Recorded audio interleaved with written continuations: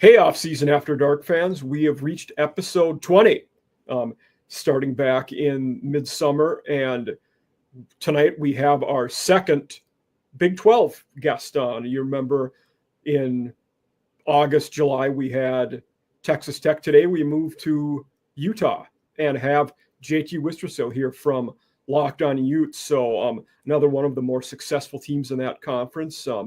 And glad to have you, JT. It's always a pleasure to bring in new teams, new shows that our predominantly SEC fan base can listen to. Well, appreciate you having me on, Mike. And yeah, it's been fun to see what Utah can do so far this year. Excited to talk with you about them and the program overall, but really excited to be on and greatly appreciate you appealing to me and the rest of the Utah fans by calling us one of the top programs in the Big 12. That was very kind of you, sir.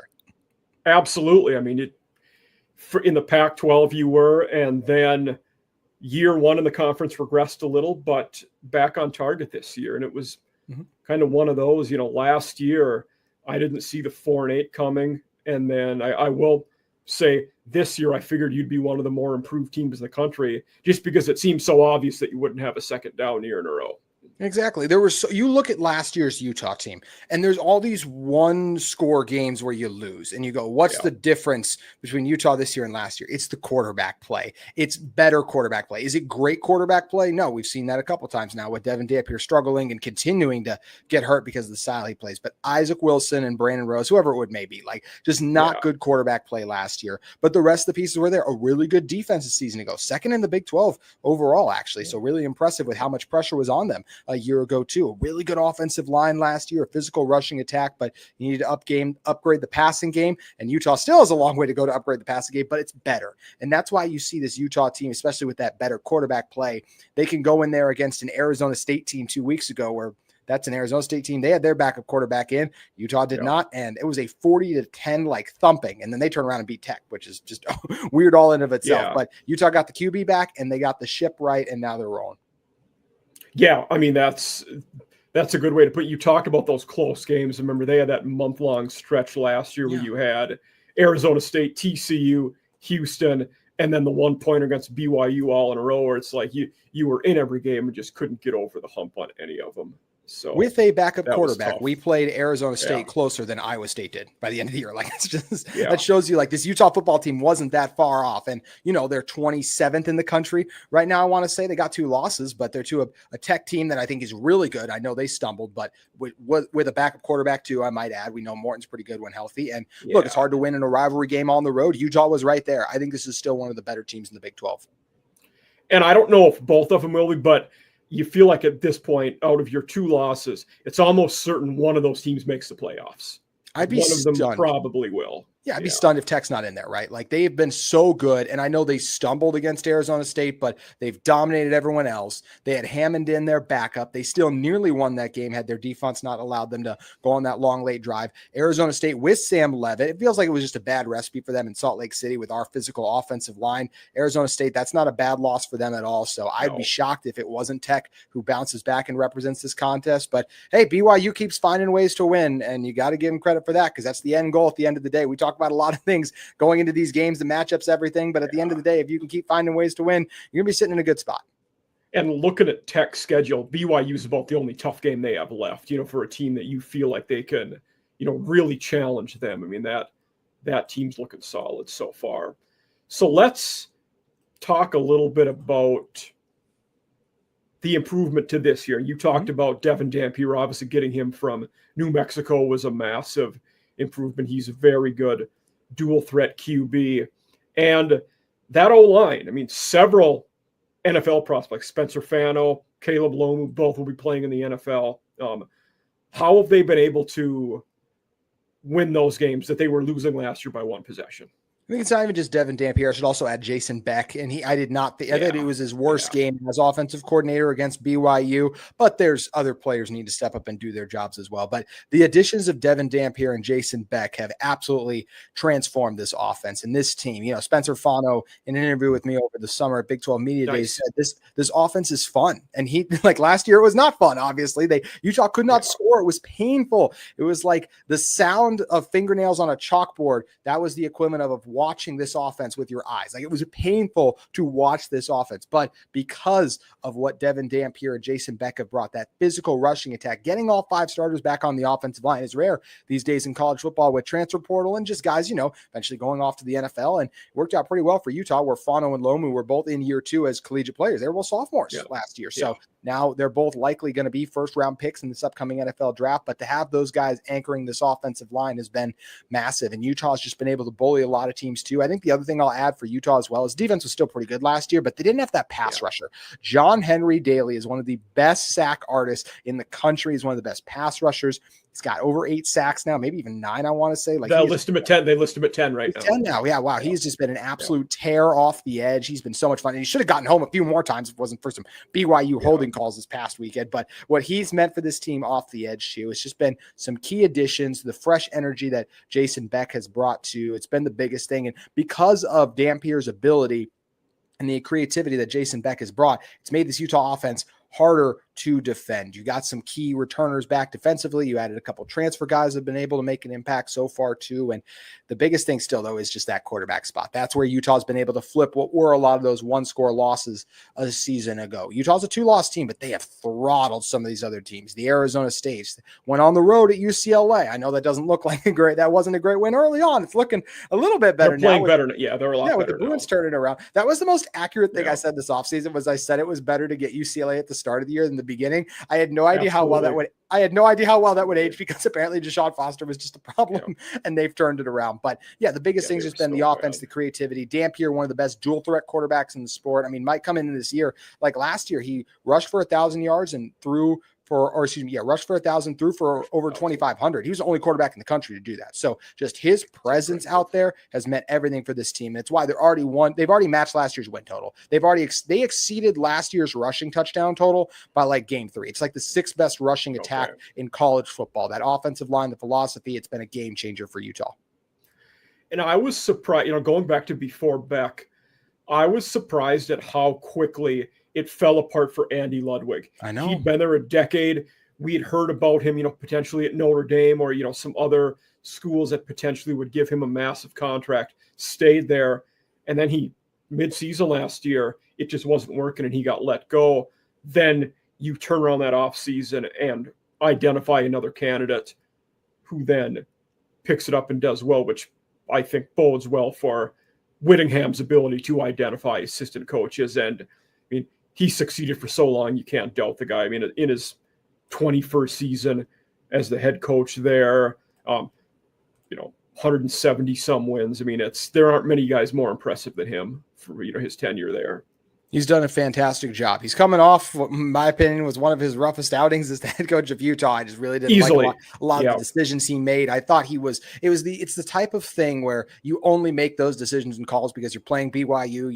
You're maybe in your last year, you want to beat them so badly. But overall, removing this last game, he's done a great job. Especially, I think of all these older coaches, think Utah and Oklahoma State entering the new Big 12 were in very similar positions where a lot of people thought that could have been 2 of the top programs. And Oklahoma State has become one of the worst programs just in the country currently right now, while Utah is still, fighting in all these games competitively. And, this year they are a borderline top 25 team week in and week out almost too. So I just marvel at his ability to navigate the transfer portal. He's always said when Utah's added transfers, you will become us, we will not become you. That's kept the culture strong and intact. And he's done a really good job of building this program and guiding it right from the Mountain West days to the Pac-12 days to becoming a program. When you go from a Mountain West program to a team that's capable of beating a USC and an Oregon in conference championships, it's just incredible what he's been able to accomplish. And he's got this team right there. The Utah does not have the best NIL by any stretch of the imagination in the Big 12. Honestly, the 2 teams at the top right now, that'd probably be 1 and 2, right? But they're so well coached. They develop so well. It's allowed this Utah football program to stay right there with a lot of the other top NIL programs in the country. Let me ask you where, talk about BYU, them being in such close proximity, 40, 50 miles away. What's BYU's NIL situation like compared to Utah? It's much better. I mean, they have the Okay. this is a football podcast. They have the number one basketball player in the country this coming year. AJ Gambonsa is there to play. They have one of the best quarterbacks coming up a couple years from now. You know, Keanu Tanavasa was on Utah's roster. He said that, like, oh, I'm going to stay at Utah. And then things change and he ends up at BYU, and there's reports of NIL being involved. Like, and that, like, there's just a lot of things that point to BYU having stronger NIL resources than Utah. They've landed better recruits here recently. Part of that is Sataki, you know, Jay Hill, their DC's done a fantastic job as well. And a Weber guy, you know, Weber State, shout out Weber State, exactly. But no, the NIL part of this is massive. They clearly have better funds. They're landing with a much better recruiting classes, players, all of that. Like, BYU isn't really, they're losing very few guys. I think the only guy they lost a player to was a receiver to Miami this last offseason. Utah lost a D tackle to BYU. Like, that just shows you straight up the difference between the two. And as I said, there's been other reasons that D tackle may have gone there, but NIL wasn't nothing. We've heard a lot of different reports. There was even a story that came out this past weekend, Mike, about Caleb Lomu was offered $1.5 million by BYU. That came from the Salt Lake Tribune to go to the Cougars. Utah's not doing that the other way around. No. And they just don't have that type of resources. They have good money and they've done a good job and they help develop their guys, but BYU is in a much better place, you know, with the Latter-day Saint faith and everything being tied in there too. You have very loyal members for that college as well. It's just a large alumni base and everything. And Utah just has not been able to match that yet. And it's what makes it even tougher when you lose 3 in a row to them, is not only can in a lot of cases the players get more money if they go to BYU on an NIL basis, but now they're also beating you. So that's where it becomes really concerning if you're a Utah, that you continue to lose for your rival for now the 3rd straight time in a row. Yeah, that nobody wants to lose their rival 3 times in a row, but especially when you're in that close proximity, it adds another layer to, you know, the recruiting and everything like that. We've talked quite a bit about the offense, but on defense, you know, they're playing well this year. They were good last year, even with the poor season. But Morgan Scalley's been there a decade. I mean, it's probably about a decade now. I don't know the exact year, but it has to be. He has to be between 8 and 11, I would guess, somewhere. You know, it's been a good 10 years. So what kind of guy, you know, what does he bring to the table, you know, for our viewers out there? You know, the guy who, I mean, pretty much everybody says he's going to be the next head coach.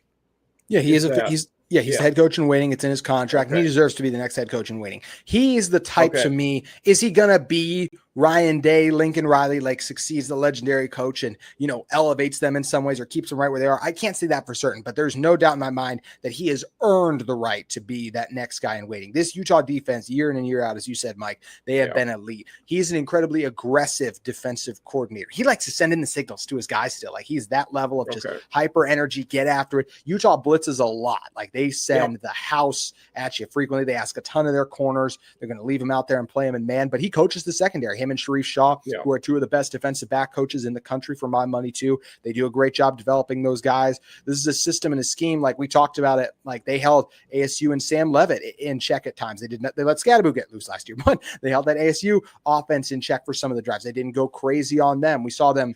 You see some of these games like UCLA. He has a great game plan for Nico to really slow him down.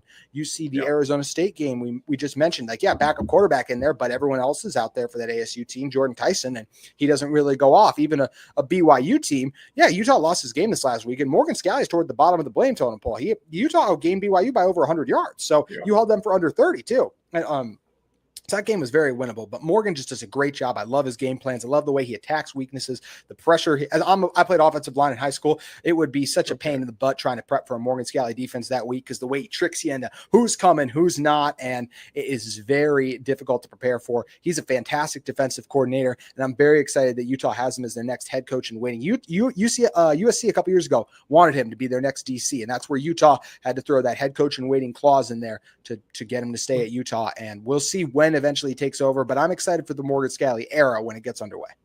Was that when they hired DeAnton Lynn, or was it the one before that when they hired Alex Grinch and it really failed? I think it was the Lynn one, because actually, like, if Morgan Scalley is in Utah, were 3-0 against Caleb Williams. There was that crazy game in Salt Lake City where Cam Rising, Dalton Kincaid went crazy regular season. Then we got him in the Pac-12 title game. Then the next year in the Coliseum with Bryson Barnes, a backup quarterback, we still go in there. And Caleb was never bad. Who's now playing well at Utah State. Yeah, exactly. Yeah, exactly. So Morgan Scally, it wasn't like, oh my gosh, they shut Caleb down, but he never let Caleb go off. He held him in check, and he did a really good job there. And I think that success really impressed Lincoln Riley. And that's why they wanted Morgan Scally at the time. And thankfully Utah was able to retain him because, as I said, I think he is going to do. I think Utah is going to be just fine when Kyle Whittingham moves on. Do I know that for certain? No, but I think Morgan's going to be ready. And I know for a fact the culture of that physical defense will stay in place, which should excite all Utah fans. And they're the type of program with what Whittingham's built up. I don't always say, you should hire an internal guy, but for them, that continuity candidate might be the right decision to keep the culture going. Everybody, knows the identity of the program. He's connected with, campus, city, boosters, etc. And just that continuity might be a good thing for them. When you're not in Ohio State, a Michigan, some of these other places, and I know Michigan did the internal guy as well, though it's not working out so great so far. You have the NIL, in my opinion, to be able to overcome and move on from, this culture failed. Let's fire him. We'll pay the buyout. We'll recover quickly. We'll be just fine. Sherron Moore doesn't get a Underwood without NIL. No, in exactly. The situation they were in. 1000%. I don't think Utah's in that situation where you can afford, if you have the wrong head coaching hire and a bad culture fit, I don't think you can just, we'll flip that around in a year because we have crazy NIL research. No, I think it takes a few years to recover from that. And if you change the culture, it's a risk, Mike. And what you're talking about, with the financial situation they're in that, setup, the bad side of that is you get into a Virginia Tech situation where you have multiple head coaches that fail and you can't get talent on the roster. That's where a school in that relative financial situation can make poor decisions. Mm-hmm, absolutely can. And if you're Utah, just when you have such a good thing going, and I know some Utah fans are like, we've been down a couple of years. We broke through 1 Pac-12 titles. The year after that, you were 8-4. Your 4 losses were only to good teams. We beat a USC team by surprise. Outside of that, we beat Florida in the season opener, by the way. That was Billy Napier's second year. They came out to Salt Lake City, got absolutely thumped in that game. Yep, so I remember that. Won some games you shouldn't with a backup quarterback. You lose to, Oregon, Washington, and you play Washington closing that game. That really wasn't that bad of a year. Now, the year after that one, when Cam got hurt again, that was a down year. But this year, Utah looks every bit like an 8-4, 9-3 team, maybe 10-2. They're probably going to be favored in every game they have left on their schedule because even Cincinnati has to come to Utah. And for the most part, take out last year, for the most part, it takes a pretty dang special team to go into Salt Lake City and win. I don't just feel that way about Cincinnati yet. But Utah also has some more quarterback stuff, so we'll wait and see how it happens. But I feel like it's best to keep the culture in place with Morgan Scally, and I think he's going to do a good job. And our viewers know, talking about the coaches and coaches carousel is one of the things, that we do the most here. And I write about it a lot for Mike Farrell Sports. And I'll take my hat off to Scott Satterfield. They might be the most improved power conference team this year. They were, just awful. They're, the first years in the conference. Now they're up near the top and, they're going to have, with the right things going, they could play for that conference title game. Still certainly work to do for them, but it is a situation where, right now, them and BYU are the only undefeated teams in conference play. So crazy. I'll give Satterfield credit. Now, that's a good segue to our next. Is that in 2 games? Yes. Since he goes out there? Okay. Because if Colorado this week, and is that on the road or at home? It's at home. Good. So they're home the next 2. Good home for the next 2, and then a bye week, before you go out. Before you go out to Baylor, I believe it is, for your last 3 games. I feel like those two. Feel like Utah Baylor have tough games. It seems like they've typically had competitive ones. They have. Utah's found a way to win, but this is a key stretch for Utah, especially because, Kyle Whittingham in his press conference earlier said Devin Dampier may or may not go on Saturday. He got banged up in the BYU game. Dampier runs constantly, and he just takes a lot of hits. And I love the way that he runs, and I love that they use him in the quarterback run game, but they got to be smarter with him because he keeps getting hurt. And you watch him run in the first half and then watch the second half. He's clearly not the same player. He got hurt. He was hurt against Texas Tech. Watch him against Tech, watch him against ASU. Yes, Tech defense is better, but that's clearly clearly not the same quarterback. So this is an opportunity here. And they actually might rest Devin because Bert Ficklin, he's coming true freshman backup. He does some nice things, but also this should absolutely, I don't see Utah open in this game as 14.5-point favorites like that. I'm sure it's gone down now. I haven't checked since, but I'm sure it's gone down with Dampier's health questions.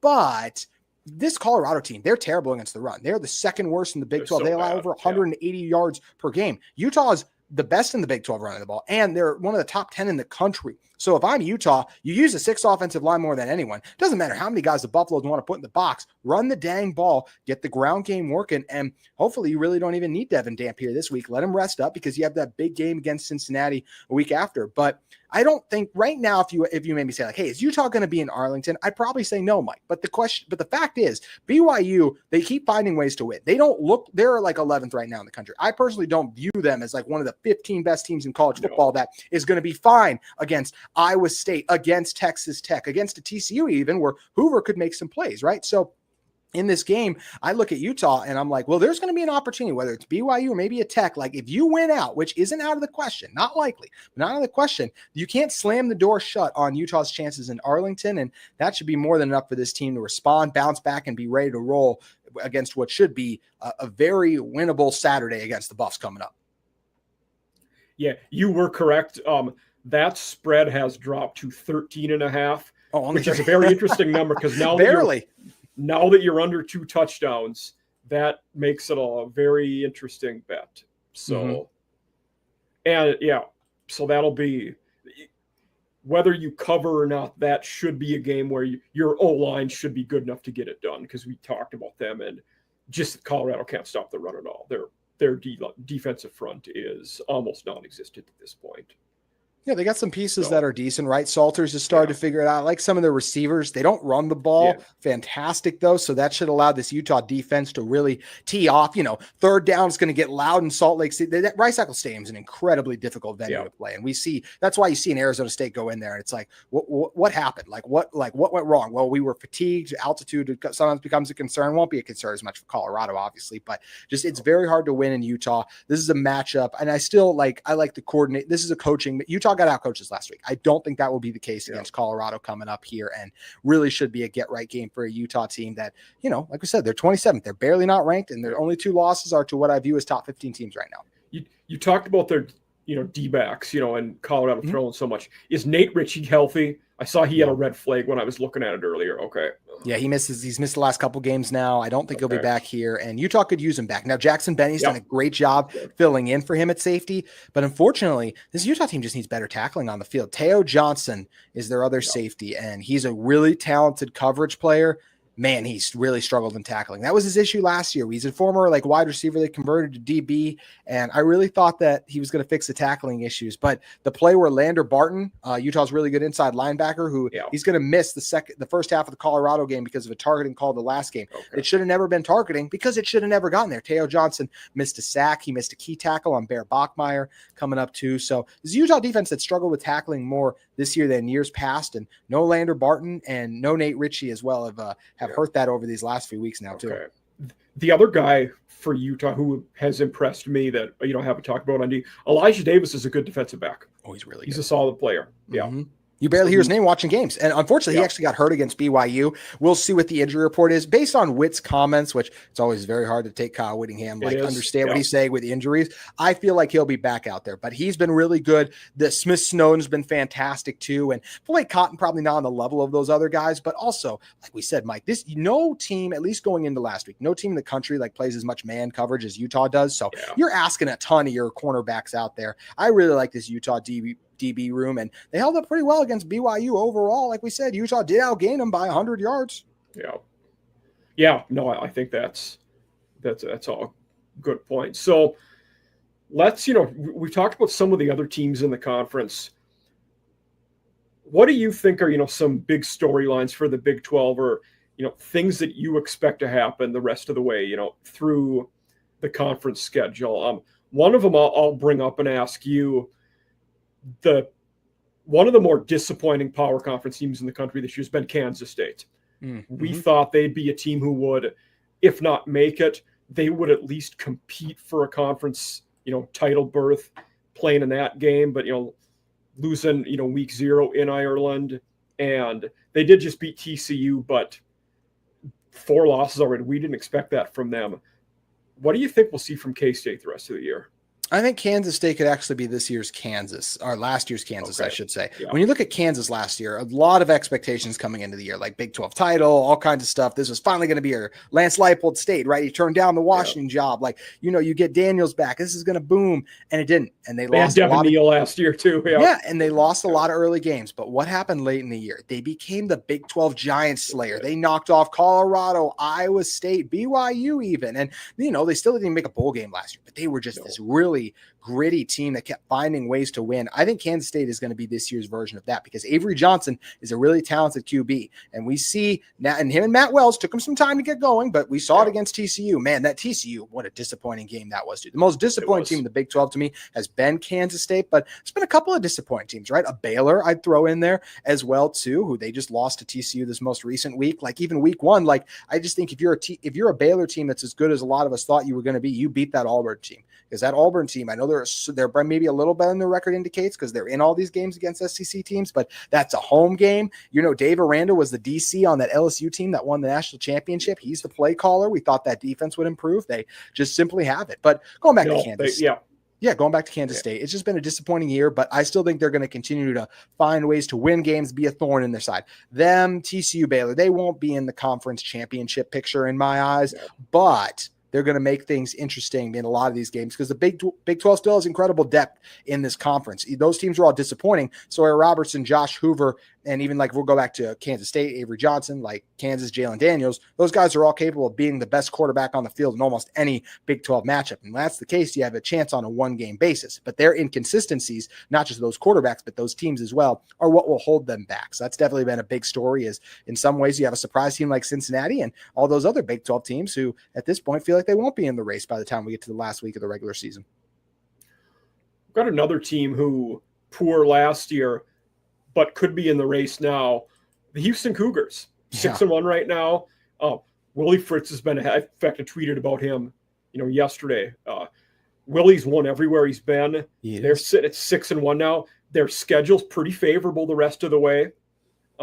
Looking at it, they have Arizona State's a tough one they got this weekend. But after that, you have West Virginia, UCF, TCU, Baylor. That's not bad relative to the whole conference.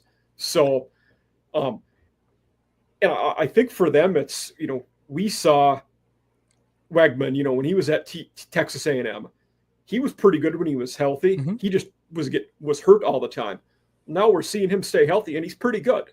So Houston's doing all right, yeah.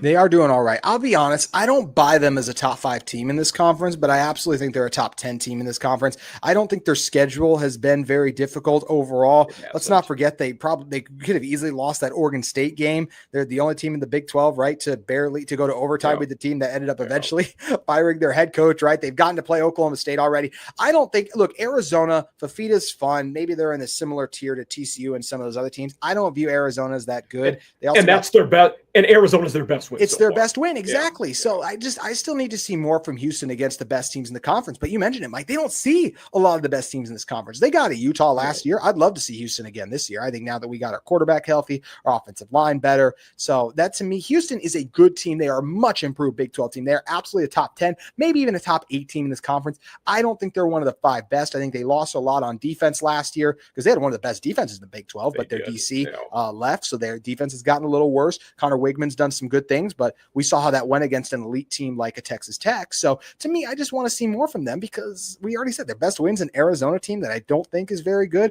I don't think they're going to beat Arizona State this weekend. Now, if they do, there's a very real conversation about them maybe sneaking their way into Arlington because of that rest of that schedule and what it is. And a TCU, a Baylor could absolutely get them too. But I like Houston. I think they're a top 8 team in the Big 12, but I don't view them anywhere near even right now what I view a Tech, a BYU, or a Cincinnati. Yeah. And they're also a team like we were talking about TCU in that realm with Baylor of not being a contender.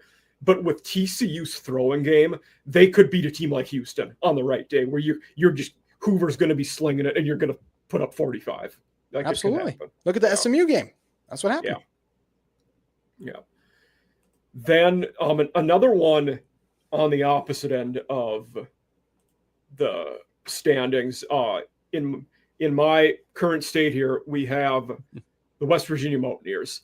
Mm-hmm. They're 2-5. They're 0-4 in the conference. I didn't think they would be total turnaround in year one and be great. I didn't think they'd be as bad as they are, though. They're just not a good football team in pretty much anyway. We at least expected Rich Rod teams to run the ball well with multiple guys. They're not even doing that. They're not. What's going wrong? Yeah. What's going wrong with them? So many injuries, and I think it's really hard. I know Kirk Cignetti did it at Indiana.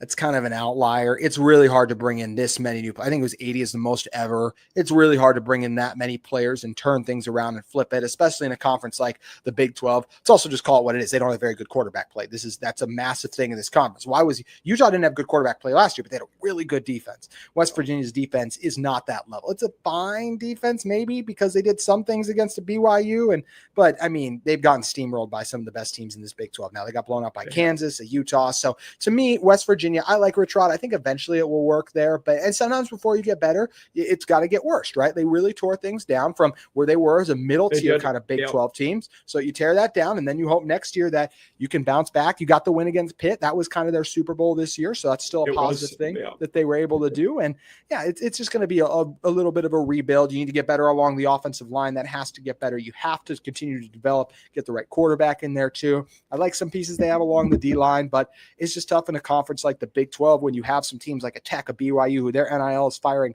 on all cylinders, and you're starting a rebuild. Rebuilds aren't going to be kind in college football with what some of the top teams in the Big 12 are doing right now. So long term, I think the Mountaineers get better, but this is not their year. I didn't think it would be a great year for them just because it's hard when you add 80 guys like they have and the injuries, right? Like White getting hurt, the back, that's been a crushing blow to them. So those two things coupled together have just really ended the Mountaineers season before it could even get started.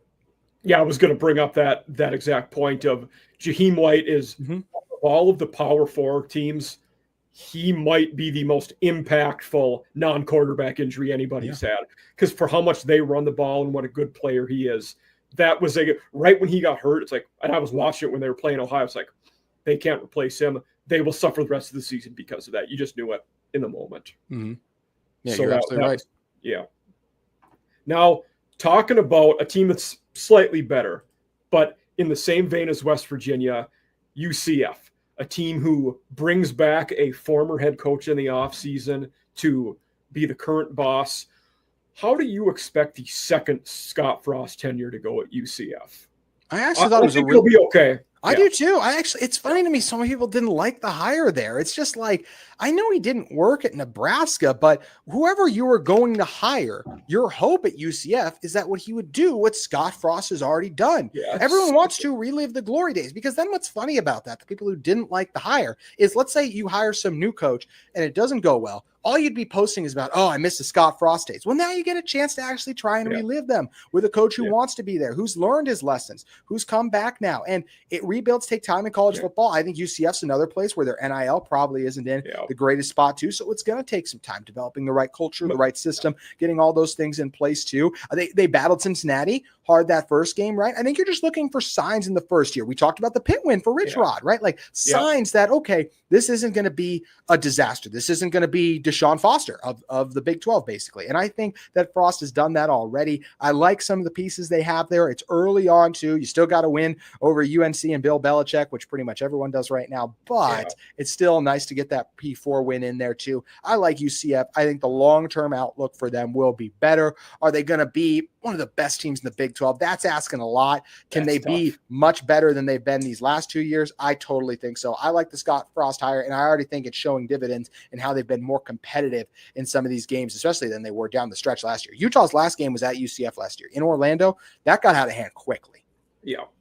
And like you had mentioned some of the people not liking it. My comment to one of them over this past summer was, man, you people don't shut up about a fake national championship you won. Exactly. Why do you not want the guy back that did that? Like, what are we doing here? Yeah. So, I think he was in over his head at Nebraska. He was. But everybody since Frank Solich has been over their head at Nebraska. maybe up until Rule now. Like well, even Rule, right? Everyone's like giving him the Penn State job. I can't. If you fire James Franklin and you bring in Matt Rule, it's like the Scooby-Doo meme where you take off the mask and it's just the same guy. Like, what are we doing? I don't think that makes any sense. King in the ring taking off his mask and the paint is still there. Yeah. Exactly. So I still think Nebraska is not in a great spot, and I think that'll be interesting what happens with Penn State, the Rule thing. But yeah, Nebraska is just a tough job. It is. Yeah. Coaching in the Big Ten is tough right now because you want to compete with Ohio State, Oregon NIL, Indiana NIL. All of a sudden, good luck. I wouldn't want to do that right now. That's where at first I wanted Utah to end up in the Big Ten because first all the best teams in the Pac-12 were getting there. Now I look back on it and I'm like, well, it'd be nice to be getting that money. But at the end of the day, what are you chasing there? Do you want to be a Minnesota? And you also risk becoming Wisconsin. Like, think about how irrelevant, how irrelevant Wisconsin is coming in the college football landscape because their NIL isn't up to standard of a Michigan and Ohio State. And that can be detrimental to your brand long term. And I think Fickell, we talked about this a lot yesterday, the last couple of days, but Fickell, everything that's went wrong for him could go wrong. Mm-hmm. Nobody likes him. They can't keep QBs healthy the last 2 years. And they might have just tried to change the, with Alvarez, with Bielema, with Chris, you were run teams, tight ends, I form, using fullbacks. They tried to change the identity maybe too much there for their own good. So they did. And it doesn't seem like they're going to fire him because that buyout's a lot. And we just talked about Wisconsin in the NIL situation. And if I was Wisconsin too, I wouldn't fire him because I'm like, okay, I know Luke Fickell is a good college football coach. I saw what he did at Cincinnati. It's not working here right now. What are the reasons now we could fix it? Now, I would make him try and go back to the drawing board and say, like, hey, you're trying to do it this way. You need to change your approach. But I trust you to figure it. I trust Wisconsin's chances to figure it out more with Luke Fickell than I do them firing him. $25 million in buyout money. Your roster is already not good. And then you're trying to replace him and turn things around there. I think it would only get worse. And also a conversation I was having today, there's been a lot of big schools that have already fired a head coach and more that will. If you're Wisconsin, you're down the pecking order for candidates. But the way the market works there, if you wait till next year and do it early mid-season, you bump up to the top there and you might get a way more desirable candidate if you can wait partway at least through next season. So the timing may also be a factor there. And if you want to get your guy right now, it's probably not, you're not going to, nobody wants to sell low, which is what they would be doing now if you're, in the realm of getting a new coach. Yeah, Penn State and Florida are open. Like, those are going to be the top coordinators. You're going to have to wait. Are you waiting on those guys to see if they lose out on that job? And then what job do they get from there? There are a lot of jobs right now that are more attractive. Right now, I think Arkansas would be more desirable than Wisconsin. UCLA, I would probably give the nod to Wisconsin, but it's neck and neck. If UCLA would be willing to show me that they're going to financially back you, you have something there. And if I'm UCLA, I don't know if I'm moving on from what I got right now either, though. You might promote Tim Skipper. Yeah. A guy who was interim last year at Fresno and did okay. So he's figured it out. And Virginia Tech's another one too. Virginia Tech, they've talked about with how they've talked about investing, that one could even be better than UCLA. Because you're also in the ACC, which right now I would say top to bottom, maybe the worst P4 conference, maybe top to bottom. With you look at a Boston College, a Stanford, how some of those teams have done, it's just not the best right now. So I almost like your chances to succeed there to be a Georgia Tech type where you come up out of the radar and you rise up. That's why a lot of us thought UNC could be really good this year because we looked at their schedule and we're like, oh my gosh, they play no one. Like, even if you go to the Big Ten, you're still going to end up with one of a Michigan, Ohio State, a Penn State, like a Oregon. Like, there's just a lot more good teams there. And even the Big 12, like I said, I just feel like there's that tier of teams that make it interesting at the top. Like, it's a more parity-driven conference. And I just don't feel like the ACC is that way right now.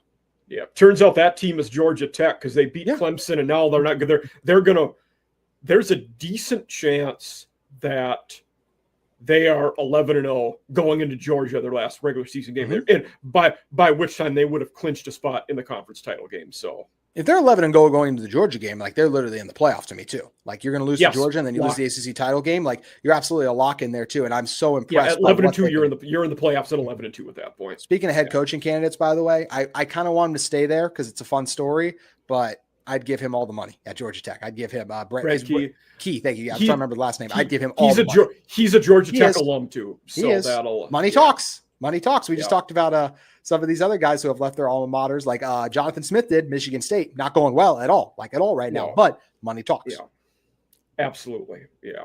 So let's transition to that topic a little bit. Obviously the coaching carousels, something we do hear a lot. Do you want to talk Florida or Penn State first? We can do Penn State first. It's fascinating. I wouldn't have done it, what they did. I wouldn't have either. I thought they were too rash in doing it. To me, it's one of those where this year's been a disappointment. You're not where you want to be, but my thought process, if you're going to fire a guy like that, you have to have someone lined up who is better. And at this point, you can't know that anyone's better because of how many games he won. Mm-hmm. Like it's tough to do.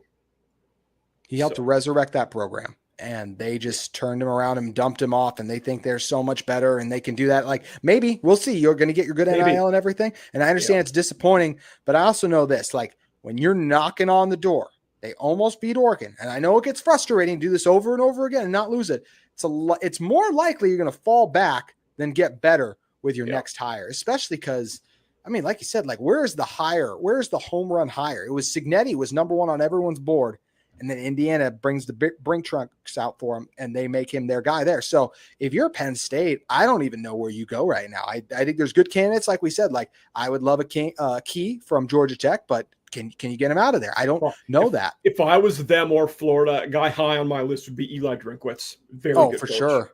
Yeah, that's that, and that would be interesting. Like if he leaves Missouri for them, and Missouri's done pretty well NIL wise so far. So that's another guy where he might be willing to stay. But I like that a lot, especially like a Penn State. I think that's definitely the move I would make for Penn State is try to go with Eli Drinkwitz. I think he'd be great there. He's just fun. Like he had his thing on game day. I hit a couple weeks back. Yeah. He's just so funny, man. I think he does a great job. That I agree with that. That'd be one right there too. But then once again, like would I rather pay $50 million plus for James Franklin's buyout and Eli Drinkwitz, or would I just rather have James Franklin and give him the opportunity to run it back and try to turn things around? I would have just stuck with Franklin. So that's where they're just in a very interesting spot. Like if you don't get you don't get Drinkwitz, you don't get Rule, which do you want Rule right now? Yeah. You might be looking at a guy like Manny Diaz. I don't say that to be, derisive of him. He's a good head coach. He is winning games at Duke, which is a really tough place to win at. Was a former Penn State D coordinator. Did you fire James Franklin to hire Manny Diaz? No. Not a chance. No. Like that. You're not. He had his chance at Miami. Yeah. James Franklin did better than him at Penn State than he was doing at Miami. And we've seen how good Cristobal can do at Miami. He's doing pretty dang well. Diaz had his shot forever and was never quite good enough. And you could say that about Franklin, but his first year in the 14 playoff, they were right there. And I just totally disagree with the move to get rid of it. And I agree. Like I like Manny Diaz. I think he's a solid head coach, but is he going to be the guy to turn Penn State around? I don't think so at all. No, not at all. To me, I think he gets a Big Ten, maybe an SEC job at schools he's been at before, but for a blue blood job like that, I wouldn't have him as the guy right now. Like if Eli Drinkwitz went to Missouri and Missouri wanted to then hire a Manny Diaz, I'd be like, oh yeah, that makes sense. Like still a really good coach. Like you can recoup some value there because it's still Missouri. Like it's hard to be. But once again, like we say, it's still Missouri. We used to say it's Indiana. We don't know what Missouri's NIL might be a little better than we're giving them credit for. And maybe they'll be able to retain Drinkwitz too. So I'm very curious what the Penn State would be, but I agree with you, Mike. I think Drinkwitz would be a really good fit for them. Yeah. To me, he's a heck of a coach, and he's in his third year in a row of doing very well there. And he was good at his 1 year at Appalachian State before going to Mizzou. Now the Gators, I think that the opposite spectrum of Penn State, where we all kind of expected it was going to happen. I didn't know if it would happen after a win like it did. Yeah, but that's a bad look. The writing's been on the wall for so long, though. I wrote this in the article, whenever there's the will they or won't they, I know. Eventually the will gets you. It eventually happens, and it did. It did. Honestly, I know it's crazy because Ole Miss is doing well right now. If I'm Florida, I'm trying to get Lane Kiffin. I think he's fantastic. I think he would be a good culture fit for what they want to do there too. Will he leave Ole Miss? Because Ole Miss's NIL has been really good. I don't know that for sure. But the ceiling at Florida to me is higher. So if I Absolutely. was Lane, I would definitely consider that. The only thing I'll say is like and this is just a me thing, and I don't know how Lane feels about this because Lane's an interesting guy. Like loyalty is probably something, right? Like Ole Miss has given you this chance. You've succeeded there. It's gone great. You're right on the cusp of being this great contender. Do you just want to all of a sudden leave that? But even though your ceiling's higher in Florida, do you want to leave them? Even though you're going to be really good and continue to be really good? That's an interesting question. But if I'm Florida, to me, it does start with a Lane Kiffin. And with all these openings, you have to be realistic. Like, we do that. Oh, would Nick Saban consider this? Like, no, Nick Saban is not going to consider this. No. He's a star on television every week. Like, he's not coming out of retirement. So who else can you realistically find? James Franklin could be a guy for Florida. I would agree with that. I would be shocked if that was the higher though, because I think in their minds, they can do better than James Franklin. And that's one of the big problems in college football right now is there's a lot of programs out there that are going to go, oh, we can do better than James Franklin. For example, I heard a lot of people, this is a different coordinator versus head coach. But a lot of people didn't like the Matt Patricia hire for Ohio State because he wasn't a good head coach with the Detroit Lions. Oh, I don't know. It was almost like he was one of the best D coordinators in the NFL forever with the Patriots. And now he's leading historic defense at Ohio State. I know he's got the players, but he's doing things with them that we haven't seen in a very long time. So that's to me where this is interesting too, is the egos really get in the way with this stuff. Carolina's paying the price for that. It's been reported now that their AD did not want to go with Bill Belichick. He wanted someone else, and the board wanted Belichick, and we're seeing the price for that too. Speaking of that, really quick, Matt Campbell, I don't know if he's a Florida hire, maybe a little bit more in lines of like a Penn State, because I don't think Elko's leaving for Penn State. I know that name's been thrown out. The one where I could see Matt Campbell going, one we talked about, he'd be a home run for Wisconsin. He would be. Yes, he's very Wisconsin. I totally agree with that. And Chris Kleiman would be too. While we're on the topic of guys we talked about. I think so. I'm actually a little down on Kleiman right now. Maybe he'll turn it around, but I don't love the way he's handled certain things. This year being a big a disappointment as it has. His comments, even like leading into the year, he was just making some excuses. Like I remember in the Ireland game, they asked him about like, what's going on with your offense? Like, well, let's give the defenses some credit. I'm just like, with as disappointing of a year as he's had. I'm a little down on him right now than some of these other guys we're mentioning too. But I'm curious with what Florida's going to do, because this feels like even more so than Penn State. I think Florida has higher potential. Could Penn State be the better job? It absolutely can, because they've been closer. But to me, Florida you also could. I might say, and I'm stealing this from Brandon Walker, but he said right now Florida's the better job. Penn State was in the semifinals 5 games ago, and then they fire you. That's not where you want to be at right now. No, it's not at all. Sense, like the way he worded that is good. Yeah. Who would you go with for Florida? Who's your guy? Is it Franklin? Honestly, maybe it's because I'm higher on the guy. If I was both of them, I would attempt to hire Eli Drinkwitz right now. You go back to him. Is he a Florida guy though? No, Arkansas. Yeah, that's the only thing. Yeah. That's where it'll be interesting to me is like he's not a culture fit, but I don't know which coaches. Like I think Kenny Dillingham's a fantastic head coach. Yeah. I think a bunch of these teams should consider Kenny Dillingham. That's not a culture fit at all. I don't like that. To me, has the chance to be who was Brian Harsin when he went to Auburn. Like they ran him out of town after 2 years. I'm not saying he was doing a great job, but like he didn't even get a chance. Yeah. Like, by the way, I'm going to plug Brian Harsin for the Colorado State job. He would be a fantastic hire for them. Yes, he would be. Yeah, and that's what's funny is there's some people that are like, oh, he didn't work at Auburn. But it's like, yeah, but he crushed it at Boise State. Like, it's the same thing. I love, by the way, Jason Eck is a name to watch for in the future. He is crushing it at New Mexico. Idaho doing well at New Mexico. Yeah. He challenged Michigan right away. They went in and thumped the Bruins early.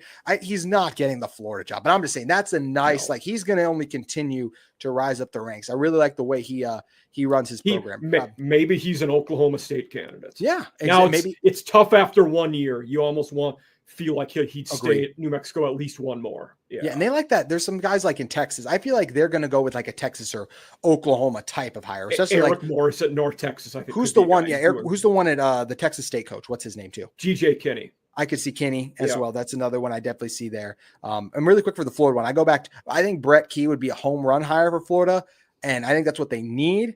I think they'll want to take a bigger swing and think they can find a guy and do better. I think Florida thinks they're smarter than everyone, hence why they let go of Dan Mullen earlier than they should have too.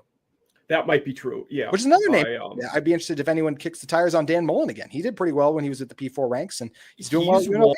He's another one I've heard chatter for the Virginia Tech job and Arkansas. Both of them would make sense. Like when you were talking about schools thinking they're better than they are, I immediately thought of the Virginia Tech fans, because you hear a lot of them, like the Va Tech fans don't want James Franklin's like, what world are you living in? Exactly. If anything, he would say no to you because he'd be getting a bigger job. What planet are you on where you think this guy's not qualified for your job? You haven't been good since Frank Beamer was there.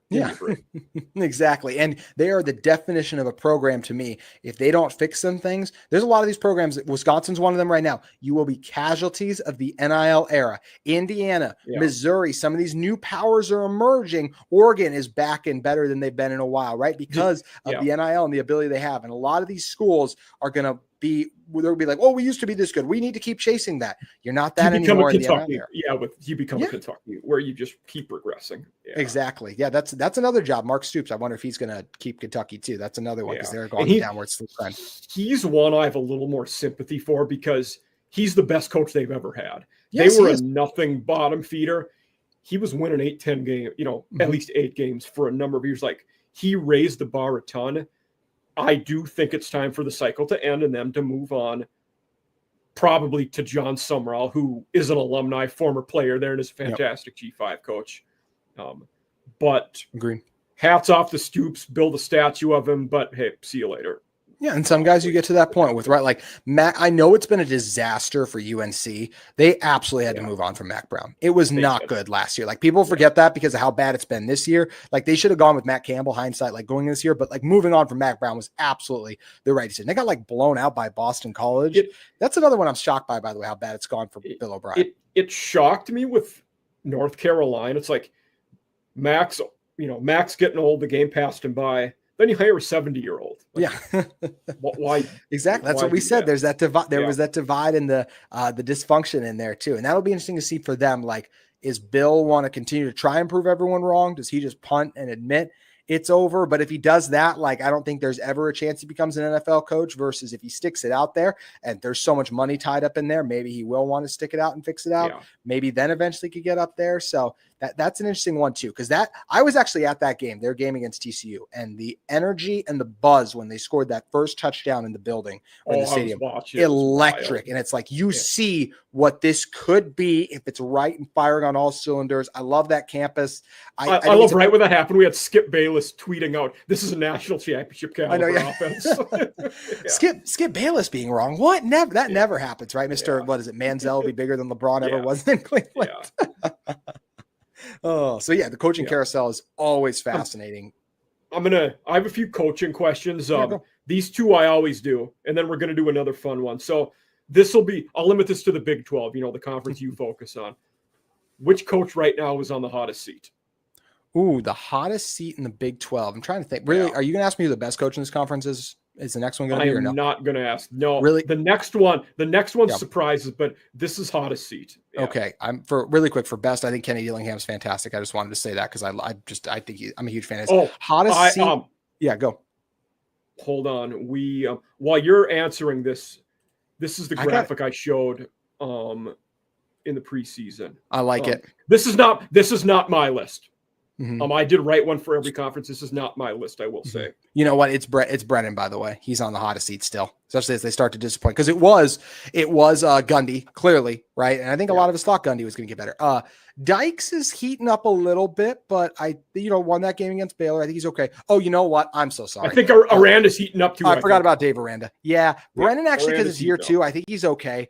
I don't know how Dave Aranda keeps his job unless he just goes on a winning streak. I think this was they have such a talented offense. Yeah. You were supposed to take, when they won 5 in a row or something. You were supposed to take charge. Exactly. You were supposed to take charge and write the defense. Dave Aranda has by far the hottest seat in the Big 12 with some of those other guys lurking behind, but it's been a down year for them in a year that they should be among the best teams in the Big 12. I thought they should have been ranked coming into the year. They just missed out on it. And what they do right away, go out and disappoint. So yeah, Dave Aranda to me, hottest seat for sure. I'd be shocked if he is the coach in 26. Yeah. This list too, like I said, a summer one. If we were doing this list now, Scott Satterfield would be a lot higher. Would you move Dillingham up? I mean, I would have had Dillingham top 3. So him winning Campbell would be my top 3. Yeah. And this conference has a lot of good coaches too. They do. Lance Leipold's a hell of a coach. Joey McGuire's a good coach. Mm-hmm. Sonny Dykes played for a national title game not that long ago. Willie Fritz, Sataki, you just mentioned those guys too. Yep. All really good options. Yeah. I mean, there's a lot of good coaches here. Mm-hmm. But so we agree that Dave Aranda's on the hottest seat now? For sure. Okay. For sure. Now, the next question makes some people think, which coach in this conference is the most likely to take a blue blood job somewhere else? That's Matt Campbell to me. That's probably Matt Campbell. I'd say for that. Blue blood job is interesting though because it's significantly better job. SEC, Big Ten, like a way better job, whether it's blue blood or not. And actually, I would still go with Matt Campbell. I think I think that Dillingham's the best coach in this conference. I actually think ASU, they got to give him a GM. He went there. Like I feel like they'll fund him well enough that he stays. Yeah. Maybe I'm wrong. And to me, it'd be Kenny Dillingham. Like if I was a AD somewhere, I'm trying to hire Kenny Dillingham, but it just feels like with all the interest Matt Campbell continues to draw, feels like my number 2 would be Satake though. I think he's done a great job at BYU and everyone loves him. I think he'd be a great fundraiser wherever he goes at too. So that'd be another one that I look at, but I'll go Matt Campbell right now. Yeah. A guy I'm going to tie this into what you said. We were talking about Florida. I think Jed Fish could be a legit candidate for them. He's a Florida alumni, former assistant coach, winning at Washington. Satake could be a very interesting candidate for Washington if that job would open up. Great point. I think that might be a place you could get him to bounce for. I agree because the ceiling at Washington, we've seen what that can be, and he's done. Chris Peterson took him to the playoffs, and they lost to Michigan this last week, but they got a freshman quarterback there. He's really talented. Yeah, he's like a freshman, but they're going to be really good. Very good. He's like, legit. Yeah. If he kind of left Arizona maybe a year before they were. His last year of the Pac-12, like they might have been a first-year Big 12 contender had he stayed there. Next year, I don't know if they'll be one of the top 2 teams in the Big 10 because it might just be Oregon and Ohio State NIL-wise every year, but going to be right there. I think I really like Jed Fish. I think he's done a great job with what he builds, and I think that'd be a good hire for Florida. That's another interesting. The fact he's an alumni helps, but that's another one. He's coming a long way from Washington all the way down to the SEC. We've seen how kind the SEC fans have been to Kalen DeBoer so far. By the way, he's only crushing it right now. All I hear about is how these Bama fans want to run him out of town. With the next game he loses, there will be he's not ready for the SEC. It's going to flip every time they lose. Every time they lose, and they're funny. They're the definite because it's like, who do you want to hire? And it's like, oh, Nick Saban. It's like, what do you mean, Nick Saban? And then it's funny because they'll be like, well, we want Dan Lanning back. It's like Dan Lanning hasn't won a big game. Like he could, he beat Ohio State last year, but like Indiana this year, the Washington games a couple of years ago, DeBoer beat him twice in 2 big games in there too. And you get steamrolled by Ohio State. Like I love Dan Lanning too. You have a guy that Nick Saban's last year coaching. This guy made the national title game and Saban didn't. Exactly. And he has you rolling right now when look at what's going on at LSU. That's another job that could open up, right? Not 100% sure it will, but Kelly's disappointing. And maybe next year, that's like the job in the cycle. I wonder with Kelly, being a Northern Midwestern guy, I don't think Penn State would hire him because I think too many fans would not like it. You could do a lot worse than him. He wins games everywhere, but I don't see it happening. But if you're Kelly and they offer, I might think about it because you reset the clock again and start a new gig. Yeah, I'm not a big fan of him. I'm with you, Mike. I'm just not a big Brian. Like I'm not. I think there's better hires. I just don't think for that job he'd be the great hire. Yeah, like I should say this. Like I don't think he's the best hire. That's where we agree. I'm a little lower on him. I don't like the way he runs his programs. I think it's just the way he acts, he carries himself, some of the stuff. But you are absolutely right. He wins, and at the end of the day, that's what it's about in this sport. Yeah, that's I think so. Campbell was your answer for that one for the coach that could get the biggest bump. Okay. Yeah, but Satake, like I said, Satake's right there too, and Dillingham should be. I just don't know if he leaves. Yeah, Campbell, I feel like he has to be the right answer because for a few of those guys, it would only be select jobs. Or for Campbell, I feel like there's so many different jobs that he could potentially get because his name's out there all the time. Yeah, all the time. Mm-hmm. So absolutely right. That'll be an interesting one though. I'm gonna quick fire you a few schools. Go. I want you to tell me if you think they're gonna. How about this? When next season starts, will they have the same head coach as they do now? Okay. Baylor. Will Dave Aranda still be there next year? Different coach. Auburn. Different coach. Florida State. Same coach. Buyouts a lot. Wisconsin. Same coach. Buyout, but just not as much NIL resources. Okay.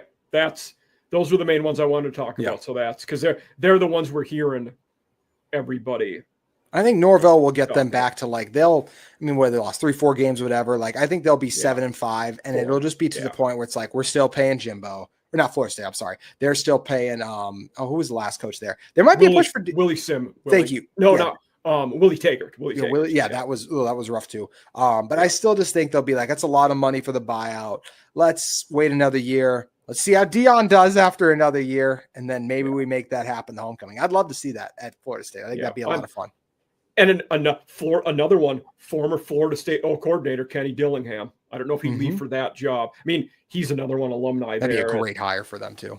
It would be. And he coached at Auburn too, another team that we mentioned. And another one, Drinkwitz coach at Auburn. I don't leave Missouri for Auburn. There's a lot at play there. I think a lot of the deep South people would say Auburn has a higher ceiling. I don't know that I agree with that necessarily. I think their ceiling's about the same at both places. You're a team that can make the playoffs at either school. Yeah, I agree with that. Especially like the new Missouri. The new Missouri seems like their NIL resources are very comparable, if not the exact same. To what an Auburn. You got Luther Burden was the #1 recruit in America, and you got him there. Last year, you got Williams Waneri, who has since transferred. But multiple years in a 3-year span, you got a top 5 recruit. Yeah, Bo Perbula, a lot of people wanted him. They got that edge, the pass rusher out of Georgia, I think, came to Missouri too. So that's why we'll see if Drinkwitz even leaves, because he's doing pretty good there overall. He might not. Yeah. Big 12. What 2 teams will play for the conference title game? Right now, I'll go with Texas Tech, and I really don't want to say BYU, so that's why I'm trying to find someone else off the top of my head right now. I'll go Utah. Utah still finds a way. Okay. BYU stumbles. Utah wins out. I'll be a little biased at the end here. Tech's going to win the Big 12. Tech's winning. It's tough not to say Texas Tech and BYU record-wise. I'm going to go Texas Tech and Cincinnati. I got a good feeling with Sorsby and Satterfield. What's the rest of their schedule look like for Cincinnati? It is not awful looking at it. I think it's going to be very tough. I have it here. Win at us. They have Baylor at home, at Utah, Arizona home, BYU home, at TCU. That's not awful. It's not awful. Yeah. It's tough. There's some tough ones in there, though. Yeah. But everybody's going to have some tough games. That's true. Yeah, you're right. The other BYU, I got to look at BYU schedule as I cast them aside. They're just Iowa State, Texas.